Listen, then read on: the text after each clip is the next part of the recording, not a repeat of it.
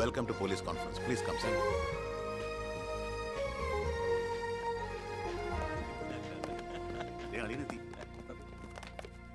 Congrats, Alia.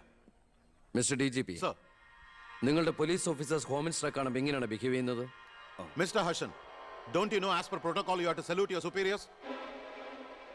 Salute the Home Minister. Sir. That's it. Keep it up.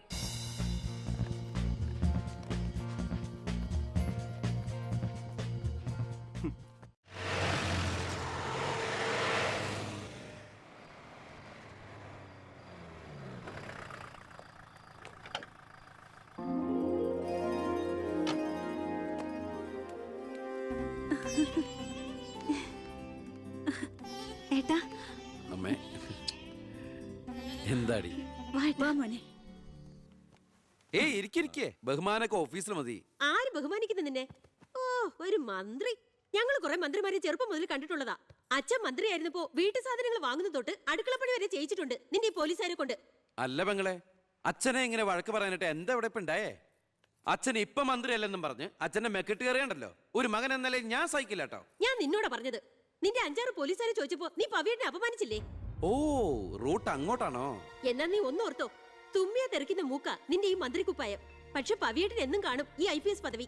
എന്റെ പെങ്ങളെ, ഏത് കൊമ്പത്ത് IPS കാരനായാലും ഒരു മന്ത്രിയെ കണ്ടാ ദാ ഇങ്ങനെ നിക്കണം. അതാണ് കുഴപ്പം.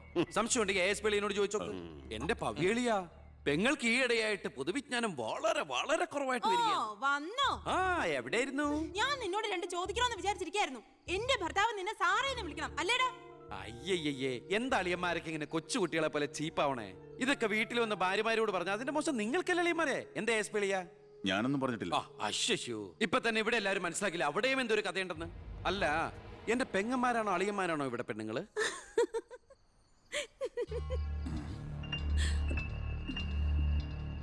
അച്ഛാ, അച്ഛനെങ്കിലും ഒന്ന് പറഞ്ഞു കൊടുത്തൂടെ കുട്ടികൾക്ക് ഓഫീസ് വേറെ വീട് വേറെ എന്ന്? എന്നെ മന്ത്രി കസേരന്ന് എഴുതിപ്പിച്ചു വിട്ട എന്നോട് മിണ്ടാൻ വരണ്ട. ഞാനല്ലോ എഴുന്നേപ്പിച്ചു വിട്ടത്, ജനങ്ങളല്ലേ. അച്ഛൻ ഇനിയെങ്കിലും മനസ്സിലാക്കണം, പൊതുജനം കഴുതയല്ലെന്ന്. അതെങ്ങനെയുണ്ട് അളിയന്മാരെ? എല്ലാരും പോവാണോ? നീ ഉച്ചയ്ക്ക് ഊണ് കഴിക്കാൻ വരുമെന്ന് കരുതി നിനക്ക് ഇഷ്ടപ്പെട്ട പാൽപ്പായസം വരെ ഞാൻ ഉണ്ടാക്കി. അമ്മയ്ക്ക് അറിഞ്ഞൂടെ അമ്മേ മന്ത്രിമാരുടെ തിരക്കൊക്കെ? നീ ഇരിക്കെ. അതെ, ഇവിടെ ഇരുന്നാൽ എനിക്ക് ഇങ്ങോട്ട് ഇറങ്ങൂല്ല അമ്മേ. ഇനി ഞാൻ ഇന്ത്യൻ പ്രധാനമന്ത്രി ആയാലും എനിക്ക് അടുക്കളയിൽ ഇരുന്നാലും ഇറങ്ങും. അതിന്റെ സ്വാദം വേറെ തന്നെയാ. അമ്മ ഇങ്ങോട്ട് വന്നേ. ഇവന്റെ ഒരു കാര്യം. അതെ, ഇവിടെ എല്ലാവരും ചേർന്ന് ഏട്ടനെ പുഴുങ്ങി തിന്നാൻ നോക്കി നിൽക്കായിരുന്നു. എല്ലാം വാല് മടക്കിയത് കണ്ടില്ലേ? കലക്കേട്ട. കലക്കണുണ്ട്. ഈ കഞ്ഞില് പയറും ചമ്മന്തിയൊക്കെ കൂടിയിട്ട് കൈയിട്ട് ഇങ്ങനെ കലക്കി എന്തോ സാധനം അറിയോ? കുറച്ച് വേണം. മീനു, വേറെ കഞ്ഞി വിളിക്കുന്നു. ഞാൻ തമാശ അമ്മ. എത്ര നേരം അവിടെ നിന്നെ വിളിച്ചു പോകുന്നു? എന്താടി ചെവി കേട്ടൂടാ നിനക്ക്? നിന്റെ ആങ്ങളെ ഊട്ടാനോ അയാളുടെ പുളിച്ച കോമാളിത്തരം കേട്ട് പൊട്ടിച്ചിരിക്കാനല്ലോ നിനക്ക് നേരം? നിന്റെ 2 ചേച്ചിമാരെ കണ്ട് പഠിക്കടി. അവര് ഭർത്താക്കന്മാരെ ശരണം പറഞ്ഞ് ജീവിക്കുന്ന കണ്ടില്ലേ? അതെങ്ങനെയാ? കണ്ണി കണ്ടവരോടൊപ്പം കറങ്ങി നടന്നൊരു വിഴുപ്പിനല്ലേ എന്റെ അല്ലെ കെട്ടിവെച്ചത്? അനാവശ്യം പറഞ്ഞാണ്ടല്ലോ. കുന്നുകളെയും ഞാൻ അറിയില്ല നിനക്കെന്നെ. എന്റെ മനസ്സാരെങ്കിലും വേദനിപ്പിച്ച അത് ഞാൻ നിന്നോട് തീർക്കും. അളിയ, ഒരു മിനിറ്റ് ഒന്നും വന്നേ. ഞാനെന്തോ പറയണോന്ന് വിചാരിച്ചല്ലോ. കഞ്ഞി കുടിച്ചോണ്ടിരിക്കും. എനിക്കെന്തേലും ദേഷ്യം തോന്നിയ, വിഷമം തോന്നിയ ഞാനത് നേരിട്ട് തീർക്കും. മേലാൽ ഇത് ആവർത്തിക്കരുത്. എന്താടാ അവിടെ ഒരു ശബ്ദം കേട്ടത്? വിഷു ഒക്കെ ആവാറായില്ല അമ്മ. ഞങ്ങൾ വെറുതെ പടക്കം പൊട്ടിച്ച് കളിച്ചാ. ഗുഡ് നൈറ്റ് അളിയ. അമ്മ ചെന്ന് കഞ്ഞി കുടിക്കേ.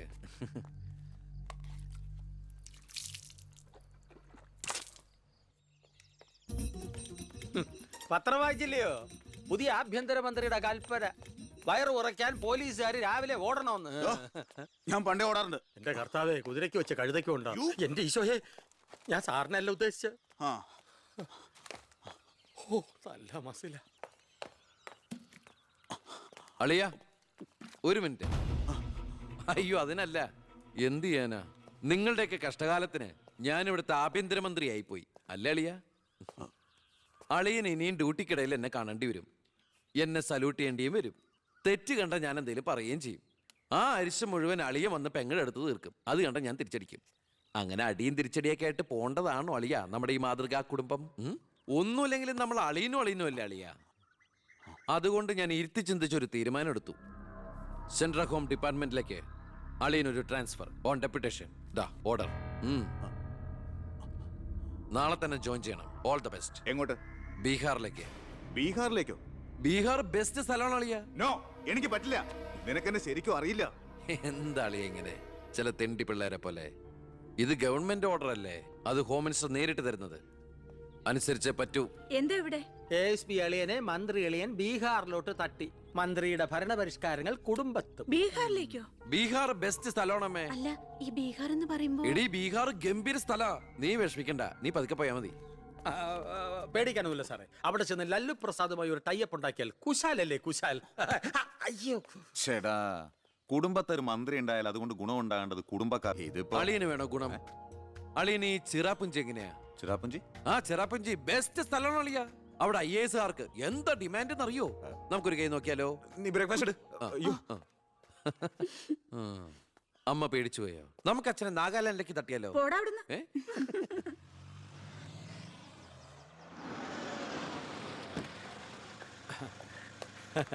നമസ്കാരം. നമസ്കാരം. Good morning. Good morning. മനസ്സിലായില്ലേ? മേഴ്സി വർഗീസ് ഇവിടുത്തെ ഫേമസ് പബ്ലിക് പ്രോസ്റ്റിറ്റ്യൂട്ടാ. പഴയ ജോലിയൊക്കെ നിർത്തി ഇപ്പൊ അച്ഛന്റെ കേസ് മാത്രമേ എടുക്കൂ. കൂടെ കയറിയങ്ങ് പോ. വൃത്തിയിട്ടവനെ, താനാ പറഞ്ഞതിന്റെ അർത്ഥം എനിക്കറിയോ? വേശ്യെന്നാ. മാഡം മാഡം മാഡം അറിയാതെ നാ ഒന്ന് പിഴച്ചു പോയതാണ്. മാഡം എന്റെ സ്വന്തം അമ്മയെ പോലെയാണ്, അല്ല, സ്വന്തം ഭാര്യയെ പോലെയാണ്. പെങ്ങളെ പോലെയാണെന്നാണ് ഞാൻ ഉദ്ദേശിച്ചത്. എന്താ ഇവിടെ ബഹളം?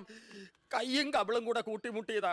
ഓ, ഈ കള്ളനായിരുന്നോ? ഞാൻ കള്ളനല്ല, കള്ളന് കഞ്ഞി വെച്ചു. സെക്യൂരിറ്റി, തൂക്കിയെടുത്ത് പുറത്താക്കണോ ഇവനെ? ഞാൻ ഉദ്ദേശിച്ചത് ഇയാൾ ഒന്നും ഉദ്ദേശിക്കണ്ട. മേലിൽ മുറ്റത്ത് കാലി കുത്തിപ്പോരുത്. ഞാൻ ഈ കാല് എന്റെ ഉദ്ദേശങ്ങളൊന്നും പഴയതുപോലെ ഫലിക്കുന്നില്ലല്ലോ.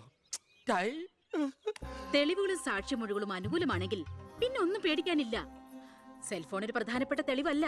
അതിലേക്ക് ആർക്ക് വേണമെങ്കിലും വിളിക്കാം, തിരിച്ചും വിളിക്കാം. പക്ഷേ ശാലിയുടെ സാക്ഷിമൊഴി പ്രധാനമാണ്.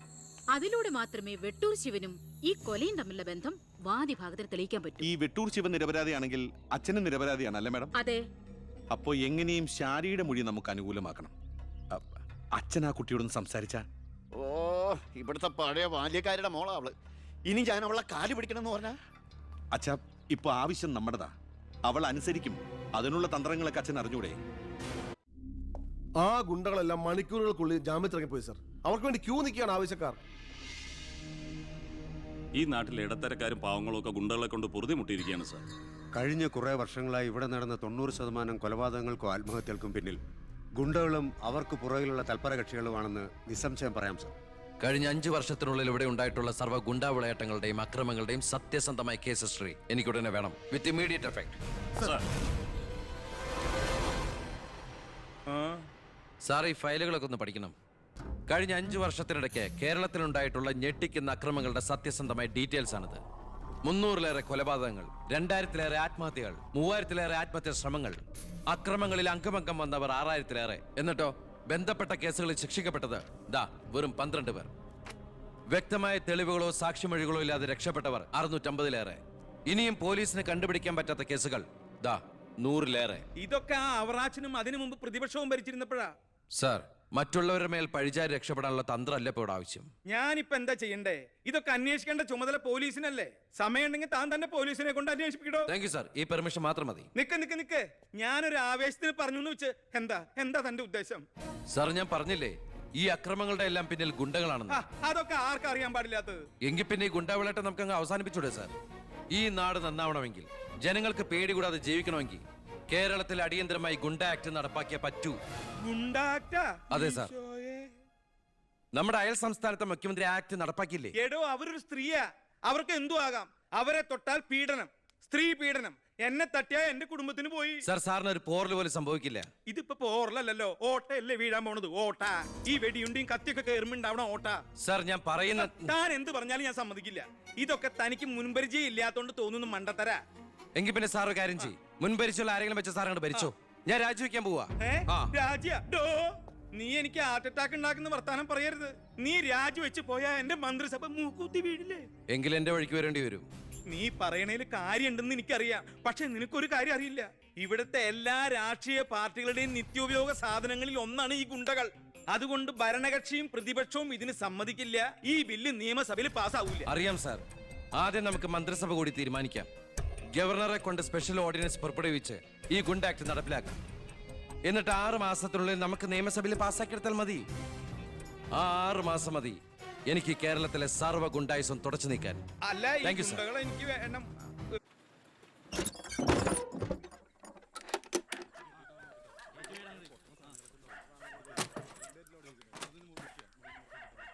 ഇതാ ചാവി. എന്നാ ഞങ്ങൾ ഇറങ്ങട്ടെ. ഓ ആയിക്കോട്ടെ. ഈ നാട്ടിലേക്ക് വരുമ്പോ മനസ്സ് നിറയെ സന്തോഷായിരുന്നു. ഇപ്പൊ ഇവിടുന്ന് പോകുമ്പോ എന്റെ നെഞ്ചു നീറുക. എന്റെ മോൾക്ക് വന്ന മഹാഭാഗ്യം ഞാനായിട്ട് തട്ടിത്തെറിപ്പിച്ചല്ലോ എന്നോർക്കുമ്പോ ഇന്നിപ്പോ മഹാറാണിയെ പോലെ കഴിയേണ്ട നീ 100 വട്ടം ശപിച്ചിട്ടുണ്ടാവില്ലേ ഈ അമ്മയെ? ഇല്ല അമ്മേ, അർഹിക്കാത്തത് ആഗ്രഹിക്കരുതെന്ന് കുഞ്ഞുനാളോട്ട് എന്റെ അമ്മയല്ലേ എന്നെ പഠിപ്പിച്ചത്. അമ്മ കേറ്.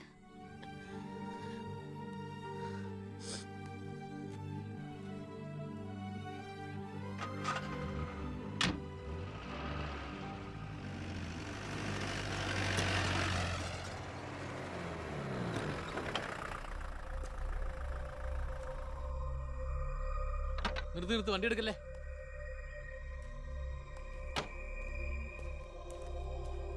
എന്താ പെട്ടെന്ന് ഇങ്ങനെ ഒരു തീരുമാനം? സ്കൂളിൽ ടെമ്പററി പോസ്റ്റ് ആയിരുന്നല്ലോ, അത് കഴിഞ്ഞു. ഇനിയിപ്പോ ആരാ ഉള്ള ഇവിടെ? ഞങ്ങൾ പോവാൻ നാട്ടിലേക്ക്. ഞാൻ ആ പഴയ പോസ്റ്റ് പെർമനന്റ് ആക്കി തന്നാലോ? വേണ്ട, എനിക്ക് പേടി എവിടെ ജീവിക്കാൻ. അവിടെ ചെന്ന് 10 കുട്ടികൾക്ക് ട്യൂഷൻ എടുത്തിട്ടാണെങ്കിലും ഞങ്ങൾ ജീവിച്ചോളാം. ഞാൻ അതല്ല ഉദ്ദേശിച്ചേ. അന്ന് ദേവികമ്മ ചോദിച്ച ചോദ്യങ്ങൾക്കൊന്നും എനിക്ക് മറുപടി പറയാൻ കഴിഞ്ഞില്ല. കാരണം പറയത്തക്ക പണിയൊന്നും ഉണ്ടായിരുന്നില്ലല്ലോ. ഇപ്പം എനിക്ക് ചെറിയൊരു ജോലിയുണ്ട്, ഇവിടുത്തെ ഹോം മിനിസ്റ്ററാ. സ്ഥിരം ജോലിയൊന്നല്ലെങ്കിലും 2 വർഷം തികച്ച MLA പെൻഷൻ കിട്ടും. പിന്നെ ഒരു ജോലി തനിക്കും കൂടി ഉണ്ടെങ്കിൽ ഒരു കുടുംബം സുഖമായിട്ട് കഴിഞ്ഞു പോക്കോളും. എന്തൊന്നും മിണ്ടാത്ത രണ്ടുപേരും. മന്ത്രിയായെന്ന് കരുതി എൻ്റെ ഇഷ്ടങ്ങൾക്ക് മാറ്റമൊന്നും സംഭവിച്ചിട്ടില്ല കേട്ടോ. അമ്മേ, ഒരിക്കൽ കൂടി ഞാൻ ചോദിക്കുക, എനിക്ക് കല്യാണം കഴിച്ച് തന്നൂടെ ഇവളെ?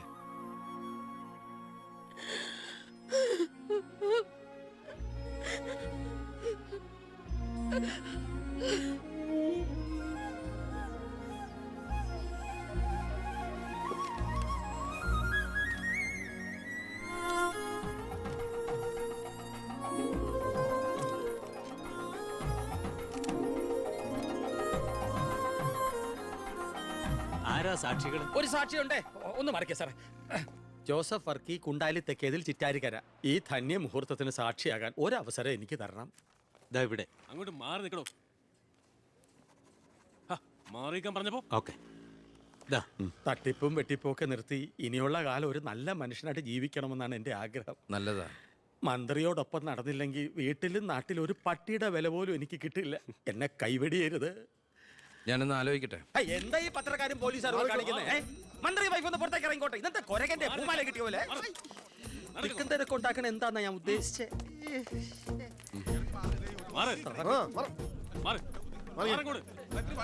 വഴി കൊടുക്ക്. ഈ പാവപ്പെട്ട പെൺകുട്ടിയെ വിവാഹം കഴിച്ചത് പഴയ ബാല്യക്കാരുടെ മകളോട് ബാല്യകാലത്തിൽ തോന്നിയ കടുത്ത പ്രേമം കൊണ്ട് തന്നെയാണോ? നാട്ടുകാർ മുഴുവൻ നോക്കി നിൽക്കെ ഒരു ഗുണ്ട പഴപ്പിച്ച ഈ പെണ്ണിന് ജീവിതം നൽകിയത് ജനസിമ്പതി നേടി പ്രശസ്തി പിടിച്ചു വെക്കാൻ വേണ്ടിയല്ലേ? വിട് സാറേ. ഹേയ്, പത്രക്കാരോട് ഇങ്ങനെയൊക്കെയാണോ? അതിനുള്ള മറുപടിയൊക്കെ ഞാൻ പറഞ്ഞോളാം. അനന്തുമാർ വാ. കളി എന്നോടോ? തന്നെ പോലുള്ള മഞ്ഞപ്പത്രക്കാർക്ക് എന്തു എഴുതി പിടിപ്പിക്കാം. സ്വന്തം കൂടപ്പിറപ്പുകളുടെ കിടപ്പറ കഥകൾ വരെ.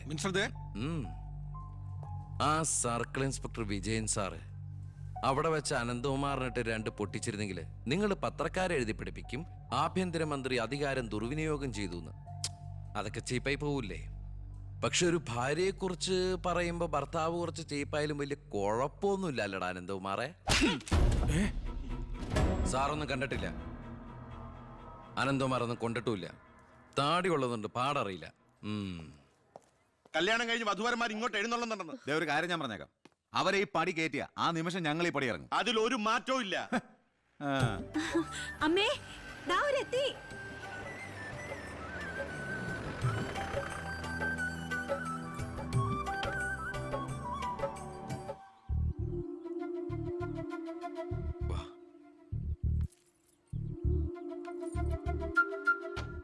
IAS IPS കയറി വന്ന ഈ വീട്ടിലേക്ക് ഇവിടുത്തെ വാലിക്കാരിയുടെ മോളെ കെട്ടിക്കൊണ്ട് കയറി വരാൻ നാണമില്ലേടാ നിനക്ക്?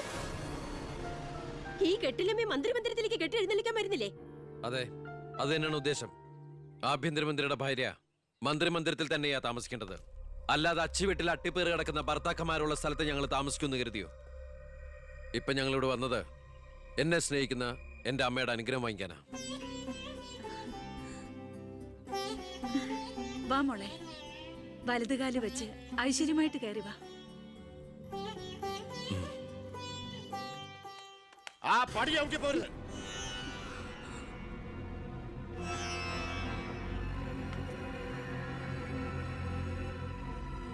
അച്ഛനെ എതിർത്ത് പറഞ്ഞും അച്ഛന്റെ നെഞ്ചത്ത് കുതിര കയറിയും അച്ഛനെ തോപ്പിച്ചും നീ ഒരു മന്ത്രി കസേര ഒപ്പിച്ചെടുത്തു.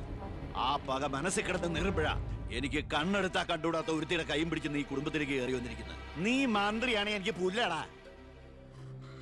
അച്ഛൻ ചവിട്ടി പുറത്താക്കി പത്രക്കാരെ കൊണ്ട് എഴുതിക്കാണ്ട് ഇറങ്ങി പോരാ. നിങ്ങൾ എന്തൊക്കെയായി പറയുന്നേ? നീ മിണ്ടി പോരുത്.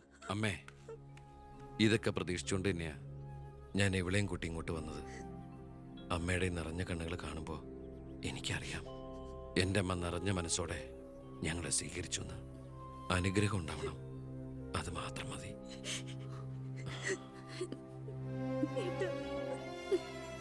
വാ.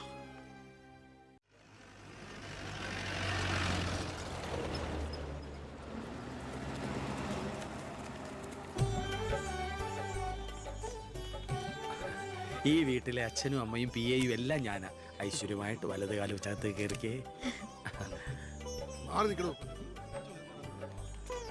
എന്റെ ഈശോയെ, നന്മ വരുത്തണമേ. ഇനിയെങ്കിലും അവരെ അവരുടെ മാത്രം ലോകത്തിലേക്ക് വിട്ടുകൂടെ? മന്ത്രിക്കുമില്ലേ ഫസ്റ്റ് നൈറ്റ് റൊമാൻസും ഒക്കെ? പ്ലീസ് എല്ലാവരും ഒന്ന് പുറത്തേക്ക് ഇറങ്ങി പ്ലീസ് പ്ലീസ്. പറയുന്ന കേൾക്കൂ പ്ലീസ്.